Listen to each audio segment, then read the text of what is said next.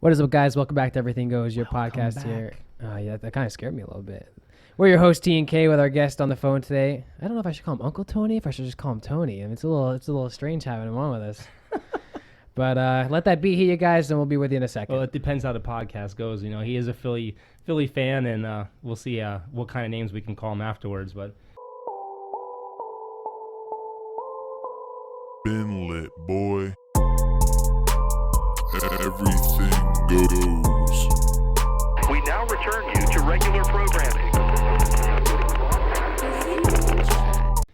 we did have a special guest scheduled for tonight, but unfortunately he had a medical emergency with his family, and something came up, so we're pushing him back to Thursday. So Thursday we're going to have two guests on, which is going to be pretty cool.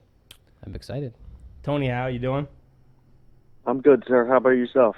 Doing great, man. Doing great. So we're gonna dive into football, baseball, and talk a little bit about maybe fantasy, because we just had our drafts. And how many people do you think got screwed over by the quarterback situation that's going on in Indianapolis? I'm sure there's a lot of people that are a little ticked off right now.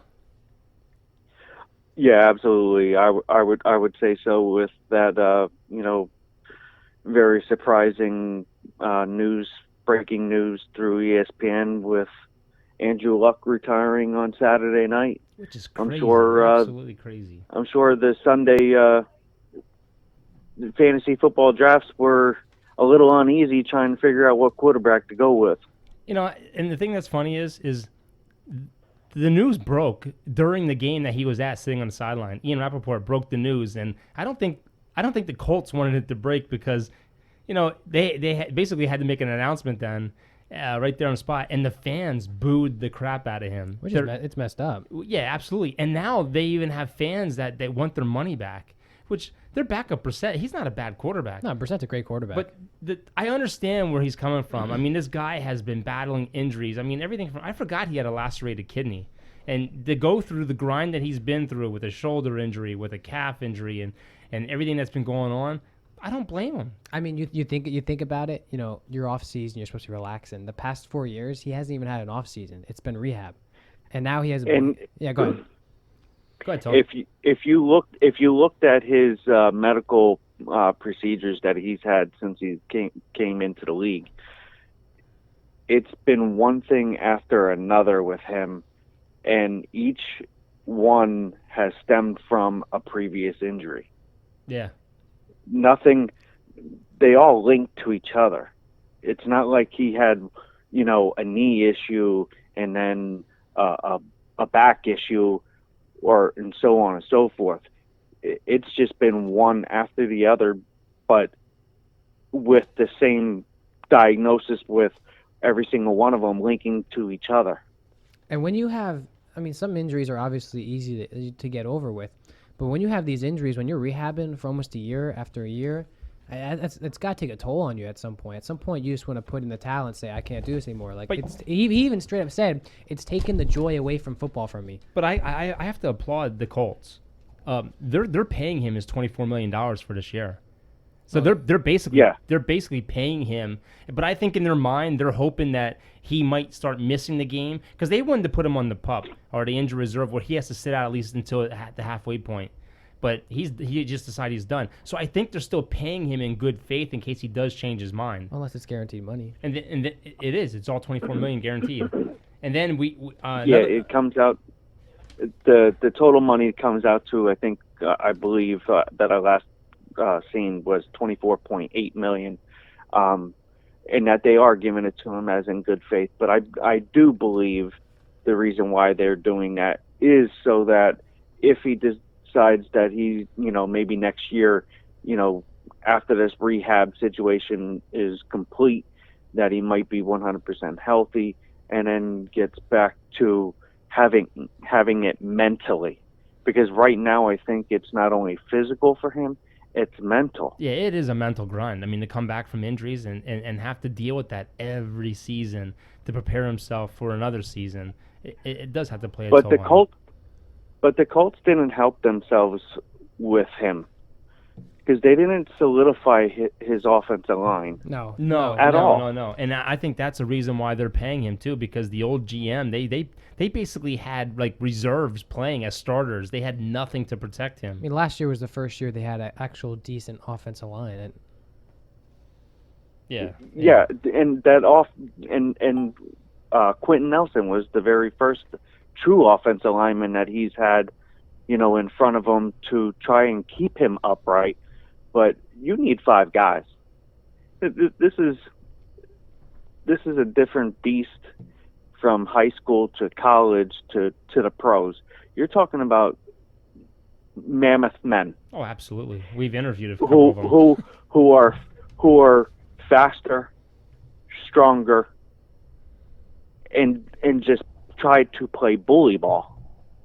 Well, you know what's crazy too? You know who's in the same situation, and this is probably his best offensive line he's gonna have to protect his ass for a long, long time.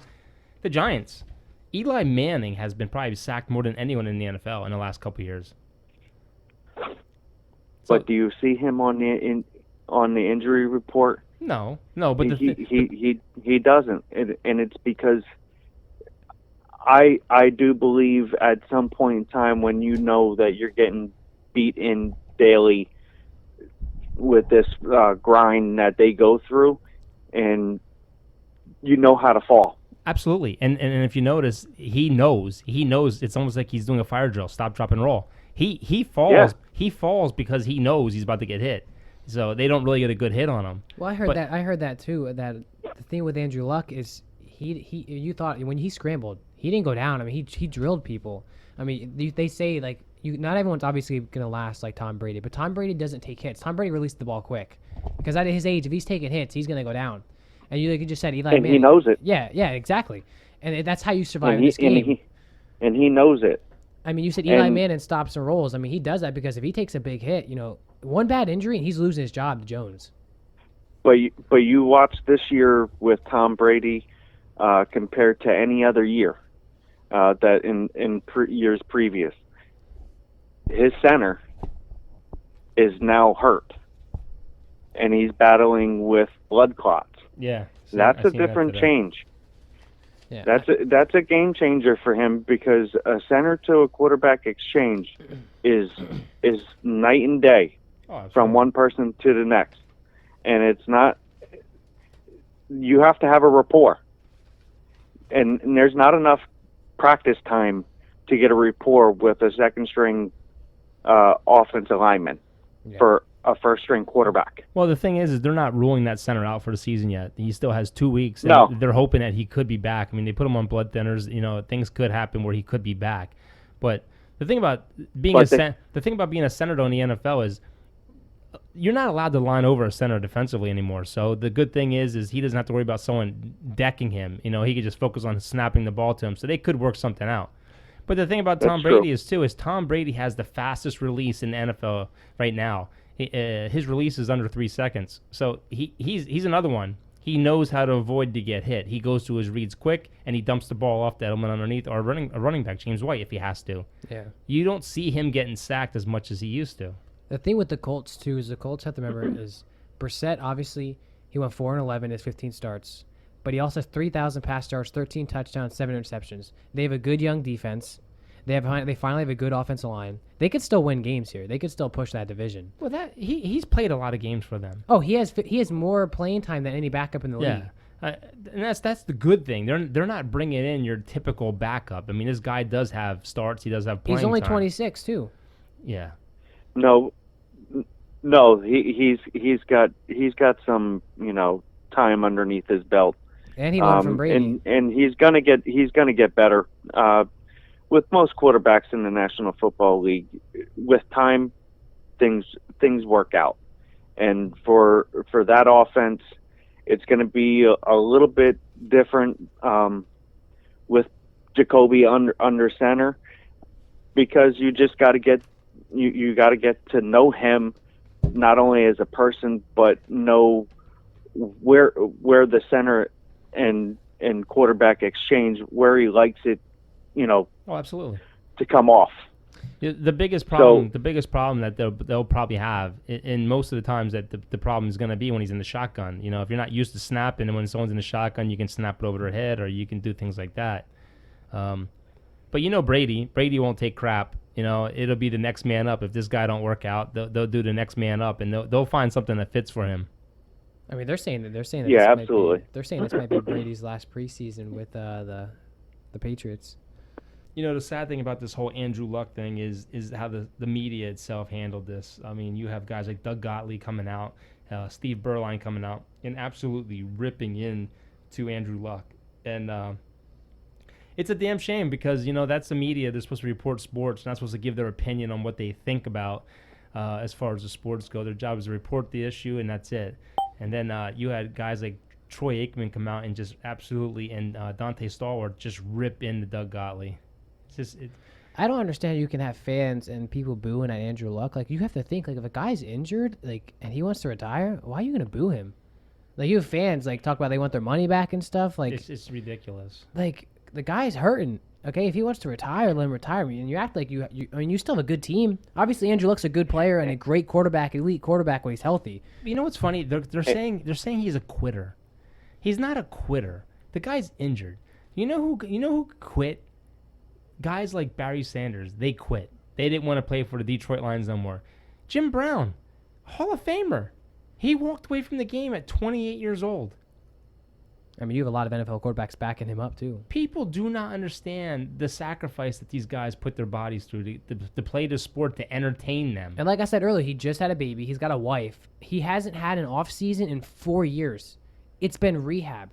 Like, that's got to be... I mean, like I said, he literally said he doesn't have the joy for the game anymore because of these injuries. You know how big this news was? There was a sports station a news station in Indianapolis.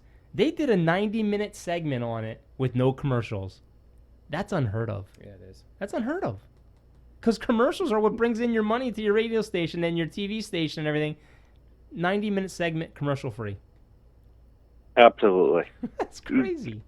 It is absolutely mind-boggling to me that someone would put 90 minutes commercial-free, and you have sponsorships. Yeah. Why are you not, taking a break for those sponsorships? Who's actually paying you? Yeah, that's how good that news was. How big this issue is. And for people to come out and say that it is disgraceful for a man to walk away from a game that he loves because of not wanting to go through the rehab, I really haven't heard anything that he didn't say that he didn't want to go through the rehab of it. It was just constantly getting beat down and he's mentally getting back up. Mentally tired. He's mentally tired. Yeah, and there's nothing wrong with that. Mentally, and there's nothing wrong with that. I mean, how many guys have you seen that are on rookie deals that just walk away? Who was that linebacker from the 49ers that was really good? He was really good. And he said, you know what? I'm done. I don't want to do this no more. It's not worth my brain getting messed up. Yeah, I remember that. I don't remember his name, but I remember that guy because we watched the video with him. I completely remember that happening, but I don't know the name of the gentleman that did that. But it was like 2 weeks, like after he was like, yeah, I'm done. Yeah. He was mauling the decision. Yeah, I mean, it's crazy. When you maul a decision to whether to keep on going, you basically have not given up, but you have no motivation to do it no more. Yeah. And Andrew Luck straight up said that last injury, if he gets another injury like that, like, it was so mentally tough on his body, and the fact that it took so long for him to recover. And I think that's where that injury was getting to at this point. He was just like, I can't go through that again. Yeah. And you know what's funny? I read a report that he was walking away because it was to the point where it was hard for him to get out of bed. Yeah, and you think about how young he is. At the age of 29, for a man that is unable to get out of bed, That's a problem. That's a big problem. That's a big problem. And like I just said, you just had a kid. Like, and if you want to be able to do things with think about it as a father for you guys, like how you always want to do things with your kids. If he doesn't stop playing, he could get to a point where he can't do those things with his kid. Well, it's funny. I heard that story today on 105.3 The Fan. They were talking about Gronkowski. Gronkowski said after they won the Super Bowl, he couldn't even celebrate. He was in so much pain. I think it was his wife or his girlfriend or whatever, had to literally help him into his hotel room, help him go to the bathroom, and they drained liters of blood out of his freaking leg because of his injuries that he's had. I mean, that's crazy. That The shows you how pain much that they he was pushed through in. that. It's nuts. It's absolutely nuts. This is football, and it doesn't matter where you're playing it. Doesn't matter, how small it is. It is a violent sport. Violent. And you know what's amazing? It's not as violent as it was in the 80s and 90s. No, you're absolutely correct, Chris. But the players are stronger. Nowadays, the players are just stronger. They're faster, and they're colliding at an enormous amount of speed, and they're trying to take that away. But I don't know how you take the violence away. Yeah. I don't know how. You're gonna see kickoffs go away eventually at some point. Yeah, they're already working on that now. Yeah. The National Football League is a conglomerate, $1 billion conglomerate. Well, we learned that They from Jarvis. make $1 billion and they're a non-profit. hand over fist when a commissioner of the National Football League is making $54 million a year. Yep. Come on, man. That's crazy.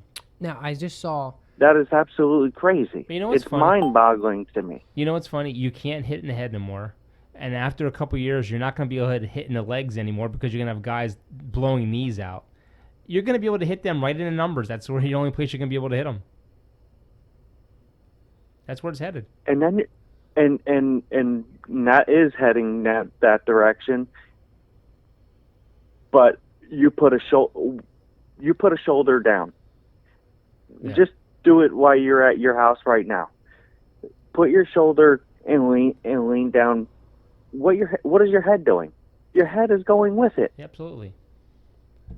So I saw that, how like the NFL and the NFLPA, they're doing their agreements and stuff because they're doing the CBA. The biggest theme right now I heard is that they want to, not the NFL, the other people, I can't think of their name right now. National Players Association. They want to expand the season, but the NFL doesn't. Well, no. What they're discussing now with the CBA is they want to actually cut the preseason games. Because yeah, but I heard they want to they want to expand the playoffs is what they're trying to do. They either want to expand they actually want to either expand the season to 18 games where each team gets 2 byes instead of 1. Yes. Or they want to expand the playoffs. That's what they're discussing. But what now. I was thinking though is I was like, I feel like the length of football is fine. I feel like it's perfect. I feel like 1 bye, you have the playoffs. I think if they can get more teams in the playoffs, it'd be more interesting. But like I don't think it needs to be expanded. But my thing is if you cut preseason, what's going to happen to these guys that are trying to make the team? Yeah, I don't agree with cutting the preseason. These 4 preseason games are so important, especially this last one.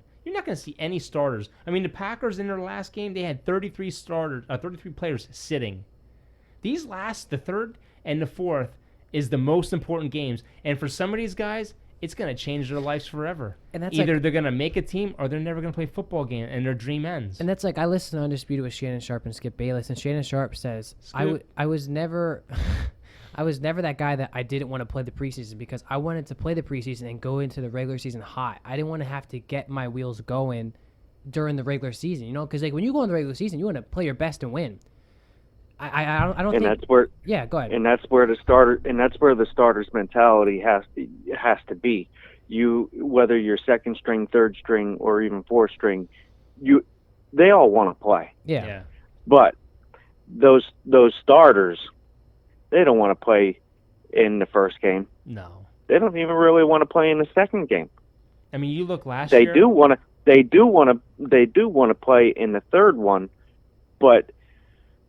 I think a lot of the teams do not want to put their players in that position anymore because of how violent the sport has become. Well, the and they the know third it. game is their dress rehearsal. And that's when they're usually going to come out and do their best and do whatever they can do to usually give them a half or a quarter or whatever. But the problem is you're paying some of these guys so much guaranteed money that if they blow out their knee, I mean, look at Lamar Miller. Done. I feel bad for him. Yeah. You know, And I feel bad for the guy Yeah, so do because I. there's not another running back that's behind him that is legitimately Yeah. no, I mean, they're looking at Jay Ajayi. a number one guy. They're looking to bring people in, I'm but surprised no one at signed this point, Jay I don't know what they're gonna get. Well, You know what I mean? The last rumor I heard is that they're looking at Jay Ajayi. Duke Johnson's not a guy that can carry the ball 20 times a game. But we don't know that. No. Because Cleveland. But but with Jay Ajayi, last year he barely even played for the Philadelphia Eagles. Well, he's got knee problems. He going all the way barely back. played. He's got He's got knee issues ever since going back to, I believe it was Miami. Boise State that he played for. Yeah. And the thing with So- go ahead. So with that being said, you're taking a flyer on a guy that's been in the National Football League for 5 years and can't stay healthy Yeah. at a running back position. Yeah. You don't do that to a team to get a guy in there that has multiple issues with knee injuries and can't stay healthy. Well, what You they're don't- going to do is they're going to sit back and wait because this Saturday is when you got to cut your roster. So Yeah. they're going to sit back and Yep, wait. They're going to it's find cut somebody. down. I mean, You can right now, one guy on the market that I would bring in and sit him down and ask him to see where his head is at, and that's Doug Martin. Yeah. He was just He was just cut. released by Oakland. They have an abundance amount of running backs. They weren't going to keep him. No, they're going young. And who is it? Buffalo that has McCoy, and they have Frank Gore, and they have somebody else there too. So there's going to be a lot of teams that are going to be dumping players. And the thing with Duke Johnson And- too and- is we don't even know if he could be a starter because Cleveland Browns, they only ever used him as a throw guy. Well, right now he's going to have to be. And for a small guy, he's a tough guy. Who's that guy from the AF that played and led the league in rushing yards? Trent, what was it? Trent Richards. I'm surprised no one's picked him up. He played so well in the AF, and you saw all these guys get picked up but him. I mean, he led the league in rushing yards. That would be a good pickup for someone. Give him like a that. chance. I think a lot of the teams stay away from him because of his morale. Yeah. It brings the locker room down. I mean, the biggest A thing locker room is like a sanctuary. Absolutely. If you get one guy that's not buying in, he could pull 30 guys his way. Yeah. And then you only have plus 20. You have plus 22 guys that are buying into their program, and now you have 33 guys that's really not. Yeah. So then that can create issues going to the top, where you're basically your CEO is got to make changes. Yep. Well, it's funny. And then that's when the heads roll with coaches. Yeah. Yeah, because the coach is the first one to go if there's problems, basically. Well, the NFL came out with the contenders weakness list, and there's a list of 8 teams that they have listed as contenders, and they list what their weaknesses are. Also, the power rankings came out, and the Saints are number 2. Just say I that. don't care. Anyway, the Minnesota Vikings, they came out and they said their weakness is the offensive line. The Packers came out and said that their weakness is tight end. Wait, are the teams saying this, or is this No, what the this guys? is what they're oh. projecting. Kansas City, they're saying offensive line. The Eagles are saying cornerback. The Saints, they're saying wide receiver. Dallas, they're saying defensive end. I don't agree with that anyway. Well, they're saying I don't agree with mine they're either. saying Michael Thomas caught 125 catches last year. The next receiver on the team only had 25. Dallas, I don't know why they're saying defensive end when you have DeMarcus Lawrence, who just came off the PUP, and you have Quinn coming back, and you have a bunch of people. Yeah, but Quinn wasn't on your team last year. But the funny thing is they listed the Chicago Bears as kicker. They had 11 kickers. He's gone though. They had they're paying Cody Parkey $3.9 million not to play this year. They called in 11 kickers. Maybe. Go ahead, Tom. Maybe the Chicago Bears should go look after a new kicker, and that kicker would be Carly Lloyd. Yeah. who is yeah, thinking I saw actually pursuing an NFL career. She's really But good at kicking After them she too. had a couple of teams, offered her to participate. Well, you know what's funny? So I would keep my eye on that situation, because for a kicker, to me, all you're doing is putting on the uniform, suiting up, and kicking a ball. Yeah. And she does it very And she well. could do it. Well- And she could do that very well. As long as you don't do kickoffs. Yeah, because then she's going to get blindsided. Yeah. I wonder how that'd be in the locker room.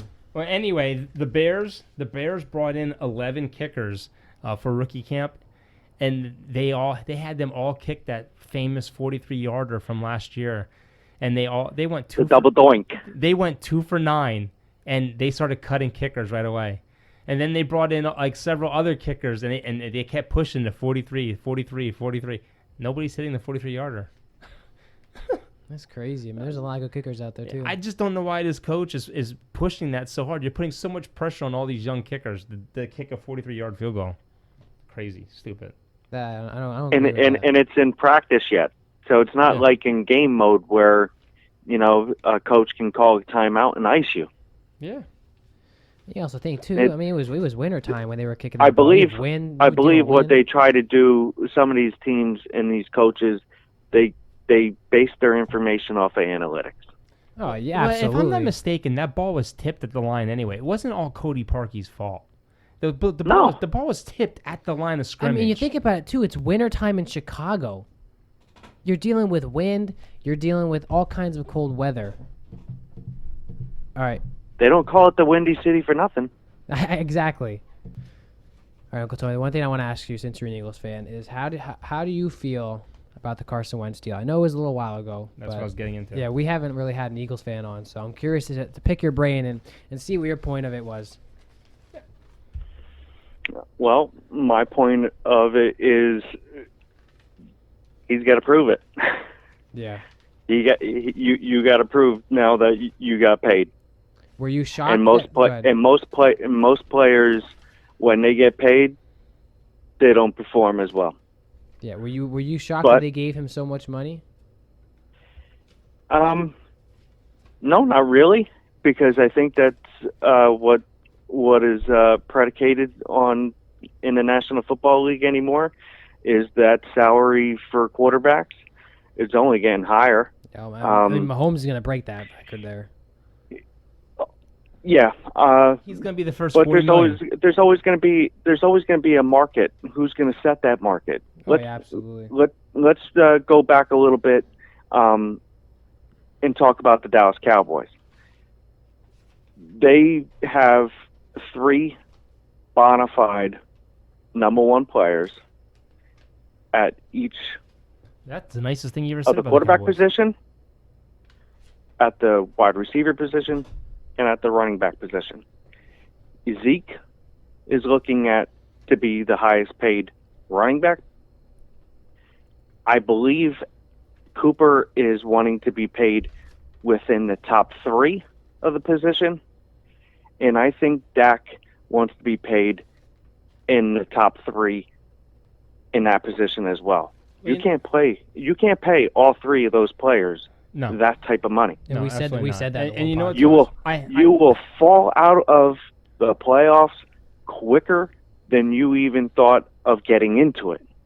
Well, the thing is I had an article and I can't find it now. There's a writer, a beat writer for the Philadelphia Eagles, and he came out and basically said the Eagles signed Wentz to that contract because they did not want the Dallas Cowboys to sign Dak Prescott and set the market value. So they jumped the gun and got Wentz's deal done. And I agree with you what you're saying. And Jerry Jones, he agrees with what you're saying too. Jerry Jones came out and said the team takes precedence over any individuals, and he will not dictate what the market is by signing these players. He's not, that's the one thing about Jerry Jones and Stephen Jones, and it goes all the way back to Emmitt Smith. They didn't fold with Emmitt. Emmitt folded and came. And they're not going to fold with Zeke. They offered Zeke, Todd Gurley money today. His average salary for the year and his money overall is going to be Todd Gurley money, but the the overall guaranteed money isn't going to be $45 million, and that's why Zeke's holding out right now. He's holding out for guaranteed money. He wants the guaranteed money. Zeke, he's looking for the type of deal that Le'Veon Bell got. Oh, no. He wants more than Bell. He wants Todd Gurley money. Yes, he wants Todd Gurley money. But if you right now, my laptop is screwing with me because I was going to bring this up. I read an article about like a month and a half ago when Zeke said that he was going to hold out, and I was trying to figure out how he was going to play this out. I was looking at the Le'Veon Bell situation because Le'Veon Bell held out because he knew Pittsburgh was going to run him into the ground with at least running the ball between 300 and 350 times and couching the ball at least anywhere from 40 to 100. Yeah, but the big difference there, Tom? With that being said, that he's going to touch the ball around 500. Zeke would probably touch the ball around 450. Yeah, but the big difference between Bell and Zeke is Bell was done with his contract after that year. Zeke has 2 years, but Zeke has possibly 2 to 4 years left on Dallas, and Zeke has no leverage, especially if Dallas comes out and they start the season off 3-0, because their schedule is the Giants, the Redskins, and the Dolphins, and then they play the Saints. But could you imagine if Dallas goes 3-0, all the leverage in the world it disappears from Zeke? It does. Because he has to report, he's going to lose $240,000 a game. He has to report by week 8, or he doesn't get credited for this season. So next year he comes back, he's in a same situation. He didn't gain no ground. Correct. And his agent, what he's holding out for ultimately with the Le'Veon Bell situation was Le'Veon, with the contract that he signed with New York. There's a little intricacies in this contract where it basically is 100% guaranteeing him if he gets hurt, he's getting paid no matter what. Yeah. And that's what Zeke is looking for. But the thing that hurts Zeke right now is Le'Veon Bell had all 32 teams that could have signed him. He reset the market. Todd Gurley's deal was a bad deal, and the Rams want to get out of it. You know, the highest paid guaranteed money before Gurley signed was, who the heck was it? The guy Johnson from Arizona. David Johnson. $32 million. The freaking Rams went way above that. They went almost $15 million higher than that and gave him $45 million guaranteed. The difference between Le'Veon Bell and Zeke, too, is Le'Veon Bell had 1 year left. I mean, Zeke has Zeke has 2 years left. He has no leverage. None. That's only, I'm okay with players fighting for money, you know, if you're going in your last year. But you have 2 years left. Like, you play out your rookie contract. His best bet is to show up and play and still negotiate. I mean, I think negotiations have to stop once the season starts, correct? No, the negotiations, he can negotiate all the way through. It doesn't make a difference. That doesn't. Oh, I thought they had stop anything. I thought they had maybe that's for the franchise tag. They only had a certain time. That's the franchise tag, like Jadeveon Clowney's situation. He has to sign that franchise tender before he gets traded. Yeah. Or that's it. Because the thing is, he can no longer sign for a long-term extension until after this year's up.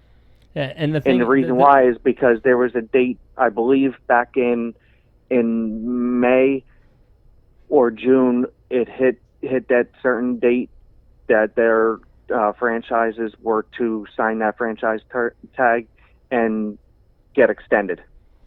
Yeah. Since that passed, he has no leverage. But the only thing that he can do right now is say to Houston, I'm not playing for this amount of money. Well, I'll tell you right now, you need to trade me. Houston would be stupid. Anyone who, I mean, Houston's going to benefit if they do trade him. But if anyone, Correct. but anyone like Miami, Philly, Seattle, whoever it is, if they do not get him to re-up before they sign him, they're just that's just dumb. That's so stupid. But you can't. The team that takes him on can't re-up with him. Yeah, but you can have a verbal contract with him, a commitment saying, "Look, you're not going to screw us over." You can have that. You can have that verbal commitment, but like some of these athletes, they will go back off that word and back off and not do as they say. Yeah. So you're gambling on basically on a rental. Mm-hmm. You're getting them for a rental. Now I'm a Philadelphia Eagles fan, and you know that, Chris. Yeah. I live and breathe and die by the green, and I look at this Jadeveon Clowney situation, and I'm saying, if I was Howie, I would make the deal. That's what I said. If I was a Saints, GM, I'd give up anything for him. And the deal. But what are you giving that up I for would him? make? What offensive line player? Because the Houston Texans want either a running back, a receiver, or offensive line help. Who are you giving up? You're giving up. Giving up Jeffries. Here's what I just read about an hour and a half ago, and this is awesome to me. I don't want the Eagles. Well, the biggest thing is how much cap room do the Eagles have? Because if he's getting franchise tagged, what's the franchise tag? 18 million. Right now they have 18.5 million. So you're going to be cutting it close. Because what's the franchise tag for a defensive end? 19 million, something like that. The defensive end is 17, and I think they tagged him at the linebacker position, which is 14.5. Okay. So that's where he was getting irritated, because he lost money at the franchise tag tender because the Texans put him at the linebacker position, which is not the position that he really technically plays. Yeah. He plays the defensive end position. Opposite. I don't understand why these guys get so offended by signing a franchise tag. It's all guaranteed money. I mean, Kirk Cousins played it well. I mean, he got almost $60 million from the Redskins, went to Minnesota and got $91 million guaranteed. Yeah. Just like Dak. If Dak takes the franchise tag next year, I think it's like $28 million for a quarterback. I would sign that in blood. Absolutely. But with the Jadeveon Clowney, back to that point, I would do the deal, and the deal would be this, because I just read it about an hour and a half ago, is there is some lining to this where the Eagles will send Andre Dillard, their first-round draft pick this year, to the Texans. But why would you want to do that? With Nelson Aguilar and a running back. Which you have plenty to give up. Whoever they want to pick, which I have an abundance of. I can either give up Wendell Smallwood. I can give up Josh Adams. Which I like. I like Adams. Or I can go with Corey Clement. Well, let me ask you this, Tony. And why would you want to do something like that? You do it to win the Super Bowl. If you have a stacked team. I understand that. If you have a stacked team. But the guys, I'm bringing in a But you're bringing in a guy that's played 5 years in the NFL and has been injured and has 5 surgeries already. You're taking that risk because if you're the Eagles, you have a chance to get an elite defensive end to stack your defense up. Who was injured last year? You need a defensive player here. Okay, your offense is good. The only thing you take that chance to get to the Super Bowl. The only thing the Eagles need, and I've been saying this for a while now. This division is going to come down. Those Philadelphia Eagles Dallas games are going to be very important. These two teams are going to run away with the division. The only thing the Eagles need and Dallas needs is a backup quarterback. That's it. Both of these teams on paper are stacked. They're stacked, top to bottom, weapons everywhere, but there's no good backup quarterbacks on either one of those teams. But unfortunately, we don't play the games on paper. We play the games on the football field. But I just would not want to. And I bring in Jadeveon Clowney. That just puts my front four as Brandon Graham, Jadeveon Clowney, Fletcher Cox at the defensive end spots. Now I have my defensive tackles at Fletcher Cox and Malik Jackson. Which is a solid Those four front right there. four. Now, whenever Jim Schwartz says, I want to put in a different package, well, what package do you want to put in? Speed rush. Okay. Now I go with Tim Jernigan at a defensive tackle spot. Fletcher Cox at a defensive tackle spot. Derek Barnett on the opposite side of Jadeveon Clowney or even Vinny Curry. Go attack. Go attack. Defense wins championships. Oh, absolutely. Offense win championships with the offensive and defensive lines. That's where you win. Yeah, It's not about your back end. It's not about your wide receivers. It's how your front hogs on both sides of the ball. Yeah, but and I've talked about this in the last couple of podcasts. The best two teams right now, with the way they're handling their rosters in football, are the Philadelphia Eagles and New England Patriots. I don't see Philadelphia getting off of what they normally do. I mean, they took a gamble with Bennett, and it didn't work out.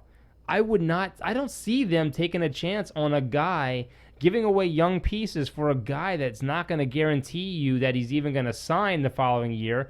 I mean, if he's not going to like the deal he's getting in Houston, the guy's asking for probably more money than he deserves. So he can't stay healthy. So why would you want to put your team in a situation like that? And I don't care if it's the Eagles, Dallas, Miami, whoever. I would look deeper into this and be like, this guy's not healthy for one.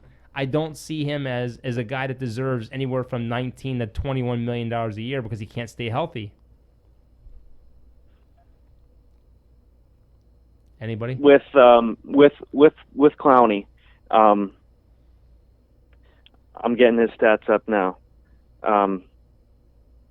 Yeah, he's coming in a little banged up. Yeah. And when he played with Michigan, he came in banged up into the league, and he's been banged up, since he's been into the league. But he has been, I believe, top 5 in key categories with rushing the quarterback, hits. As we want to see it, the hits keep coming. You put a quarterback back there and that's not as mobile, and he takes a pounding, he's by the fourth quarter, he's given up. And that's what teams want. My thing with Clowney, they want to find that guy that's going to keep hitting and keep hitting and keep hitting. My thing with Clowney is that yes, he gets injured a lot, but when he is on that field, you have an elite defensive end on your team. And if you're a team that you're just like that one player away from really being contenders, you go out for him. Yeah, but I'm sorry. I mean, I'm looking at it a different way. I mean, sure he's elite, but he's not elite to me if he's on the bench and if he's hurt. But take it just like baseball. The Dodgers rented Machado one year, got to the World Series. Like it's just like that. Machado didn't get him there by himself. It's the Dodgers pitching that got him there. But it's also getting that key player that helps though. Nah, you know what? Okay. I have my whole view is on Saturday there's going to be teams, especially teams like Dallas, that are going to be cutting guys that are starters on most teams in the NFL. You can go cheaper, you can go younger, you can go healthier. That's my whole thing. I just don't want to give $19 to $20 million to a guy who's not going to play. Here's Jadeveon's stats. 2014, rookie, 4 games, 5 solo tackles, 2 assisted for 7 total tackles, 3 of them for tackles for a loss. So he played 4 games. 2015, played 13 games, 27 solo tackles, 13 assisted for a total of 40, 8 tackles for a loss, 4.5 sacks, for 44 yards of loss. Yeah, but Tony... 2016, 14 games, 40 solo, 12 assisted, 52 total, 16 tackles for a loss, 6 sacks, 45 yards for a loss. 2017, 16 games, 41 solo, 18 assisted, 59 total, 21 tackles for a loss, 9.5 sacks, 67 yards for losses. 2018, 15 games, 38 solo, 9 assisted, 47 total, 16 tackles for a loss, 9 sacks for 75 yards for losses. Now, for a grand scheme of things, his total games played, 62, 151 solo, 54 assisted, 205 total. And where does he 64 play? tackles He for plays a loss, linebacker, right? 29 sacks. He plays linebacker. He plays he plays a defensive end position, but they put him as a linebacker / defensive end. Okay, because say He's opposite of J.J. Watt. And when they play together, they're dominant. Teams can get away with designating these defensive ends as either a linebacker or a defensive end because of how many snaps that they take at each position. If one is higher than the other, that's what they're going to take. I would be seriously shocked if the Eagles take the last of their cap, which will probably put them in the red after they sign everybody. No, I did the looking at this too because I wanted to make sure that I am 100% on what am I getting for return and what do I still have. Yeah. Well, in that scenario that I gave you to even get Clowney would be coming back to Philadelphia with a 2020 first-round draft pick. So okay. Because they will be giving up their first-round draft pick, the tackle Andre Dillard, with a running back and a wide receiver. Now that wide receiver is Nelson Aguilar, who is on his last year of his rookie contract, which is, I believe, it's either $9 million or $9.5 million that he counts against the cap. Who's been playing very well? You trade him. Lately. Well, last year was his best year. You trade him. Now that $9 million or $9.5 million come off the books. Now you're saving. Well, there was rumors the other day, just yesterday on Bleacher Report, that they're looking to shop Sean Jeffries, which would be absolutely mind-blowing because you have... That report, I read that report on Bleacher Report, and that's not actually even coming from a reliable source. That was a report that someone was just coming off of their head thinking that's what they could do because of J.J. Arcega-Whiteside. Because coming out of Stanford, he was compared to Alshon Jeffrey. Yeah. 1, because of his height. 2, because his catch radius. I think your receiving core 3 is going to be pretty was decent. his route running. I think Deshaun Jackson, if he can stay healthy, he's going to be very good. He has a broken finger. I think he'll be very good with Carson Wentz. I think they're already connecting well with the deep ball.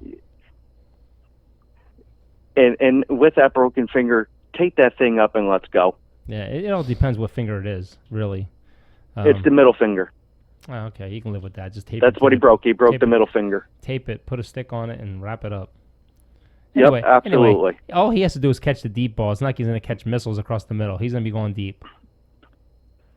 He's the go-to guy. Yeah, he's the only guy on that team that scares me because every time you him with Tampa Bay, he burns Dallas. And he burned Philadelphia when he was in Tampa Bay. Yeah, yeah. Yes, he did. Man, all right. He burned them last year, and it just made me sick to my stomach. I was like, why? I do think the only downside with the Eagles this year is you don't have Nick Foles anymore. You have McCown, who obviously is a decent veteran quarterback who can maybe get the job done. But you didn't just say decent, did you, Ty?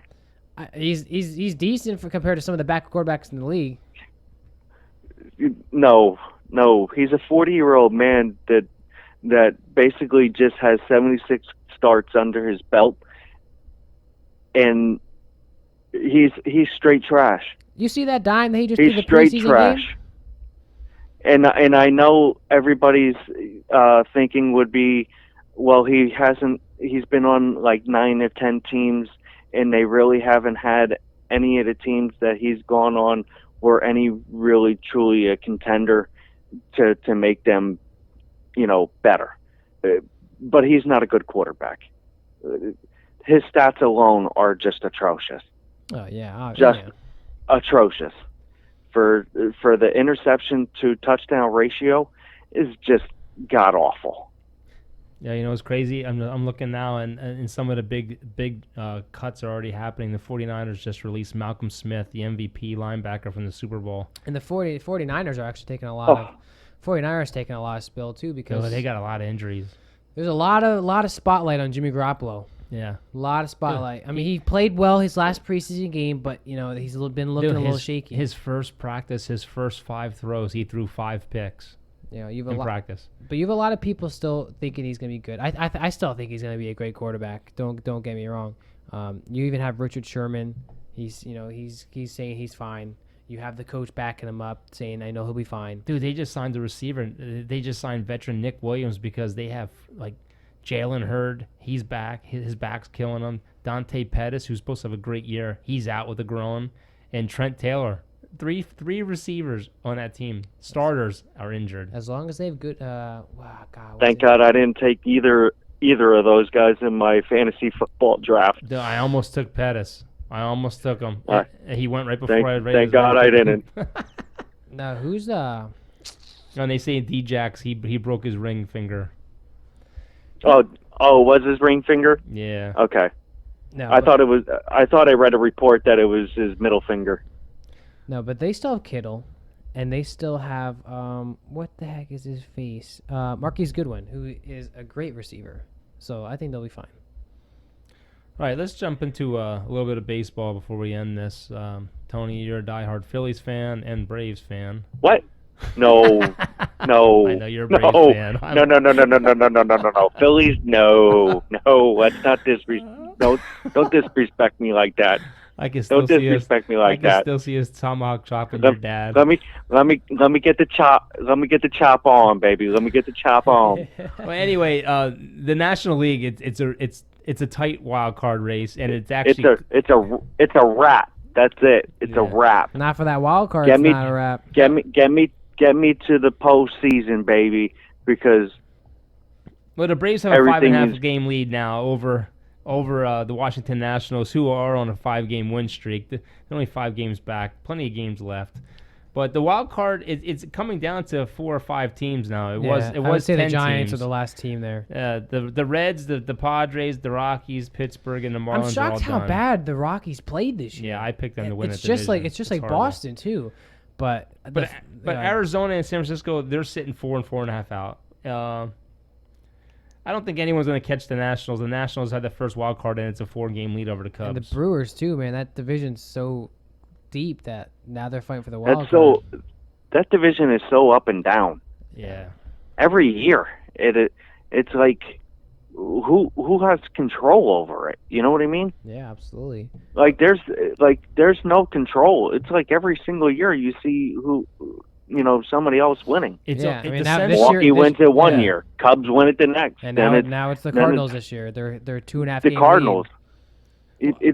Well, I'm surprised that the Cubs fell no off. team wants to take control like Atlanta did back in the early 90s when they controlled the National League, period. That's when they had great pitching. Great pitching.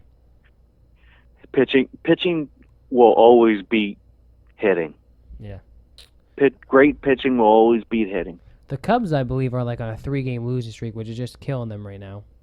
Yeah, they're 69 and 61, and I'm surprised because they were the favorites to win the World Series this year. Vegas was picking them to win the World Series, and God, they're sitting there just barely holding on. It's a shame. But the Braves don't have it wrapped up yet. I mean, it's only a 5.5 game lead. They lost, I guess, tonight, or they lost yesterday. I don't know what the scores are. I mean, the Braves lost. They're losing. The Braves lost yesterday, and the Phillies won against the Pirates. The Braves are losing right now, 3-1 to Toronto. In Toronto. That's all right. So, and Washington's losing. So Washington has a chance to make it a 4-game lead. It was cool though because Josh Donaldson made his return to Toronto. They went crazy for him. They even chanted MVP, and we had a break in between these podcasts, and I was talking about how Josh Donaldson, I called that this year was going to be his prove-it year. 32 home runs, 78 RBIs, batting .262, can finally play defense again.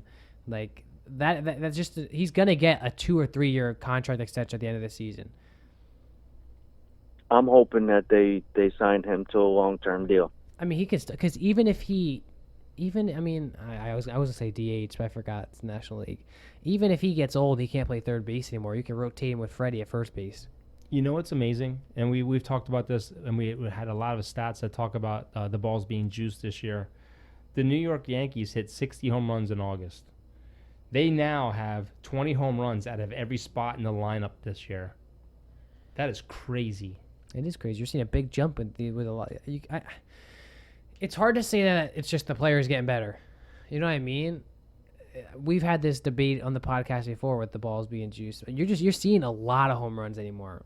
I mean, it's exciting to watch. I can tell you that. But the only thing that scares me about the Yankees, and it has to get better, is their pitching. And I'm so glad Severino's coming back, and I'm so glad Betances is coming back.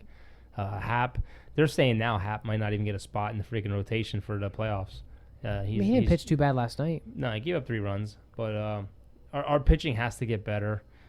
We played horrible against the Athletics. Who Severino's ready to start a minor league game. He played 2 simulated games. In the last 28 games the Yankees have played out in Oakland, we're 7-21 against them in Oakland.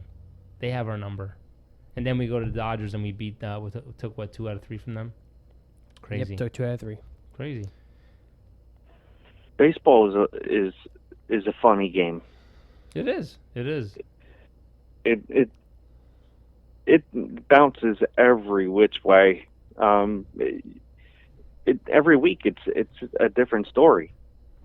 And it's very superstitious. It's who pitches well, who hits well. I love baseball, but sometimes it annoys me, especially when you get to basically, this time of year, because you had the teams, that all through March and April and May, they were so good, and you thought, oh my God, well, let's just put it this way. Philadelphia, they were great in that first part of the season. They have the same problems every year. And they fall off the map. Yep. Last year they did the same thing. Start off real good and have their hot situations, and then once it got to August, they dropped like flies. Yeah. It's almost like a team, for like a football analogy. Once it gets to the fourth quarter, some teams, are dog tired, and they can't come back from that. That's what baseball is with some teams. Yeah, and you're and absolutely right. Philadelphia, they had who were their biggest threats batting wise? JT Realmuto, Harper, Hoskins. Yeah. Hoskins. I mean, Realmuto, McCutchen. and Segura. You know what's funny? McCutchen was having a great season, and as soon as he went down, the Phillies went down. It's crazy. Yeah, and why is that? No, you lose that team. And leader. why didn't you make a move to get a starting center fielder? And that killed him for a while there. Why didn't you make a move? My thing is why don't they upgrade their pitching? Teams, you got to make a move. The reason why they didn't make a move for pitching was because they really didn't have real expectations this year to make the playoffs. They really didn't.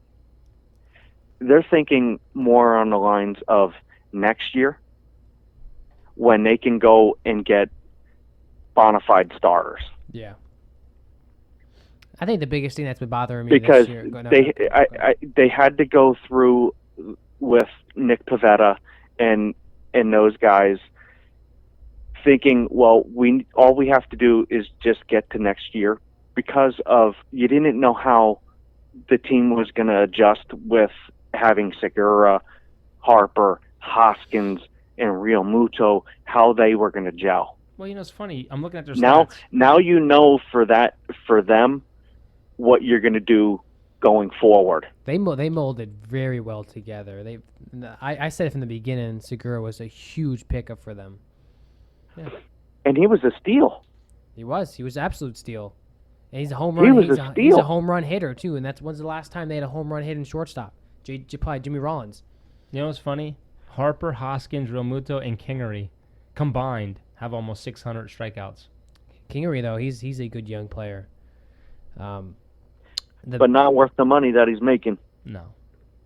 Kingery, isn't he making like? And I believe he's making $75 million. But you know what's funny? Of all four of them, he's got the highest batting average. No, I think they got like a steal for him. Didn't they give him like a very long contract though? So it's like they're barely paying him a lot of money every year. I don't know. I don't know his contract. That I couldn't tell you. No, but I believe he's getting $75 million, but I don't know how long that contract is. the thing that's bothered me is I saw that MLB. The real steal is with Atlanta signing Ozzy Albies to a 7-year deal for $35 million. Yeah. And a lot of people gave him crap for that because they felt like he could have got more. But like, that's a lot of money, though. Absolutely, you know what I mean? he could have probably got at least $100 million. But I think when you're this young and you want to get to this stage, and let me get to my second contract. You know what's crazy? Is Judge? You feel like Judge has been in the league a long time. He's only making $600,000 a year. He's still on a rookie deal. Wait till he becomes free agent. And they still have team control of him to I think 2022. And like Gleyber Torres is another one. You know, I think our Judge is up for arbitration next year. I think I'm not sure, but he's only making $600,000 this year. They're gonna give him a big contract. He has not even come to the set of. He hasn't even come to the fruition of the grapefruits. Nope. And that's the payday. Yeah. I still don't understand. That payday is going to be huge. Oh, absolutely. He's gonna break a record there. That is going to probably be around a record number. I don't think it'll be Trout money. I don't think it'll get that high. No, not yet. I really don't. Not yet. It'll definitely be over $100 million. But I'm going to say he's probably going to get close to what Alex Rodriguez signed, but not on the years. Yeah. I don't think the Yankees ever want to get into that amount of years with anybody. Well, I'm surprised I think they got want to into get Stan's contract. Stan's right now he's a bust in my eyes. I mean, the guy just can't stay healthy, and they owe him a lot of money. No, I mean, I still think he's got a lot. He's still a younger guy, and I think if he can come back healthy, I mean, he hits a lot of home runs for you. Put him in the DH spot, just let him bat. He's still a threat. Yeah, well, he hasn't played a lot this year. I mean, I think he has like 9 home runs. My biggest thing, though, is you still have DJ LeMahieu, who's batting .332, 87 RBIs, 22 home runs, not even on the MVP talk. Not even on the MVP talk. Not even top 5. It's crazy. Absolutely crazy. He's having a great year. And he's going to win the batting title. He's going to be the first player in MLB history to win the batting title from the National League and the American League. And he'll probably get another Gold Glove. Without a doubt. Yeah. And that has been the Yankees' saving grace this year. You know, with all the injuries we've had, we could have easily been in the cellar. But all these young kids that came up, they just dominated, and that is amazing. And the thing that's funny is we don't even have a top 10 farm team right now. And these kids that are coming up, they're proving everybody wrong. They're ready to play, ready to go out there and just put it on the line. It's like Mike Ford. Mike Ford's going off at me. He's going off right now. Dude, he's amazing. He's just hitting the crap out of the ball. But that's awesome. When does Luis Severino come back? Well, he just pitched 2 simulated games, and they're getting ready to make him a minor league start. So hopefully soon. Hopefully he can get a few games in before playoffs, and he can get some momentum going. Yeah, him and Betances have both are getting ready to come back. Luke Voigt's getting ready to come back. Edwin Carson-Leon's getting ready to come back. Hopefully we can be ready. Stanton's taking batting practice. So hopefully we can get everyone together and have a solid team for the playoffs, because the only team I'm really worried about in the playoffs, Houston. Houston gets hot with that pitching, man. Lights out. Game over. Strikeouts. I think they're going to be the hardest to get out in the American League. And with their offense, I mean, look at how many power hitters they have. Yeah, they're their 3 starters are just amazing. It's an elite 3 squad. Cole, Cranky, Verlander, they're absolutely amazing together. Yeah. But and you get to throw them out, twice if you wanted to. Yeah. Oh, absolutely. Because let's face it, when you and another one that has been throwing too, I just saw Jordan Montgomery. He's throwing in I think Double-A. So we could get him back too. That'd be another arm. Yes, and no one's really been talking about him. That could be the guy that takes Hap's spot, another lefty. That could. He throws hard. Yeah. He throws really hard. But hey, before we end this podcast, I got to send out a big shot to Logo Perfecto. James, the guy that designed our logo for our podcast, did such an amazing job. If you guys didn't see, we posted on our Facebook page and our Instagram and Twitter. These guys, they have an amazing business. If anyone ever needs a logo of any kind or for anything, business, whatever, contact them. Logo Perfecto. James is amazing. They put 5 different people on to design our logo. And they give you opportunities to make changes to it, and they're not pushy. They did a really good job, really professional. And it took them a little bit over a day, but they got us what we wanted, exactly what we wanted. And it's just amazing. I love it. Can't wait to make some merch. And I gotta tell you, lights out with the logo. That was amazing. Amazing. I mean, the guy gave me his Love personal phone number, and we were in contact, texting back and forth. And he just did a phenomenal job, and I can't thank them enough. And I told them I'd give them a shout out on our podcast, and I'll probably do it again Thursday when we have 2 of our guests on. Let me know when you get the shirts in so I can get one. Absolutely. I want a hoodie. That's what I want. I want a nice hoodie. We're actually absolutely. I'll take that. I'll take the hoodie too. We're actually designing it right now. We're in the process of we're dealing with scribble and ink designs or something like that, and they're actually making us a logo. I'm actually getting a logo design for the front, like how Under Armour and Nike have that symbol that's like right in the V of the neck there. We've been having our differences between the designs. We're actually getting a design that says EG to go in the front there, and then on the back will be our design. It's actually going to look pretty sharp. Awesome. But it's all coming together. I look forward to it.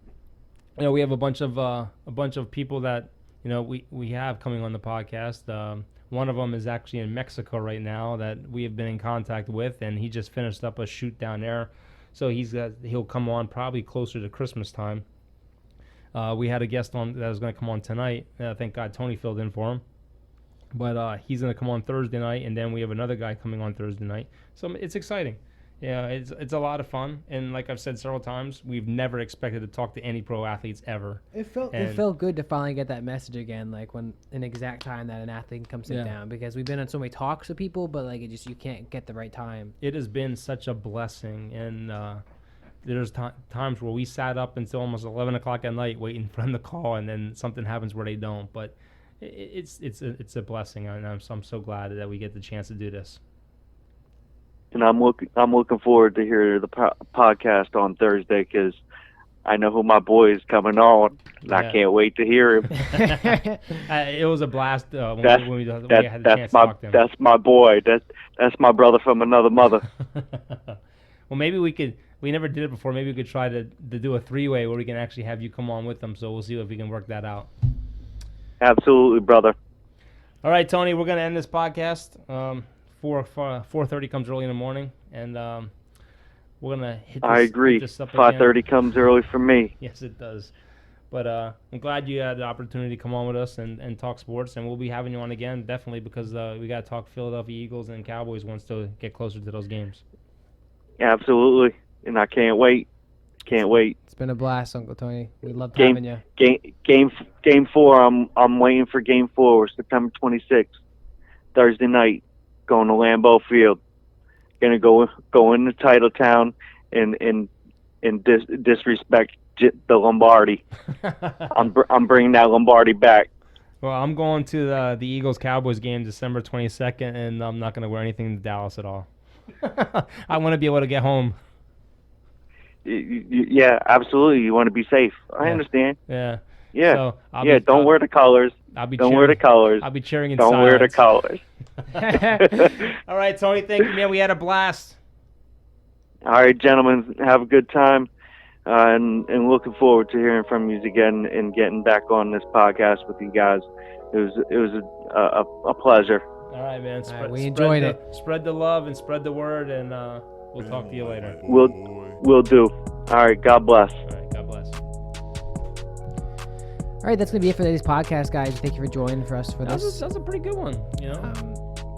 Like he said, our podcast logo is officially done. It's on our Instagram, our Twitter, our Facebook. Follow all of our platforms, social media. We're on there. We're getting it done. This podcast will be some merch. This podcast will be uploaded tomorrow, which would be today for you if you're listening. It's a little confusing, but we got 2 more guests coming on Thursday, so we're going to get 2 podcasts in this week. But we hope you guys enjoyed this podcast, and we like you guys. Thank you for joining us. Spread the word. Keep sharing and spread the word.